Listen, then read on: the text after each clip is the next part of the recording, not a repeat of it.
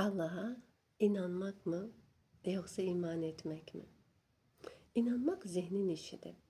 Ve zihin maddeye, dünyaya ait olan bir anlayış olduğu için biz zihnimizle Allah'ı anlamak, idrak etmek şansımız yoktu.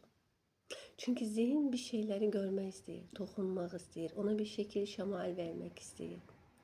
Ama Allah bunların hamısının üzerinde.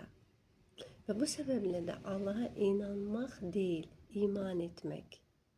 Onun varlığını görmeden, bilmeden, dokunmadan, ona şekil şema giydirmeden kabul etmek.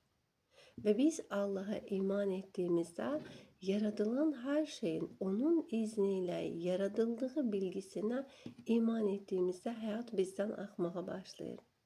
Çünkü bu sefer içsel olarak bir savaşı bitirdiğimiz için yaratılan her şey onun izniyle yaratıldığı için orada bir güsur yoktu. Ve güsur var diye gören taraflarımız bizim maddeye, dünyaya ait olan zihin tarafımızdan baktığımızda biz orada güsur görebiliriz. Ama bu dünyada yaratılan hiçbir şeyde güsur yoktu. Hiçbir şey eksik ya da artık değil. Her şey olması gereken zamanda anda olur ve her şey olması gereken mükemmel haliyle mevcuttur. Ve bunun için Allah'a inanmak değil, iman etmek faydalıdır.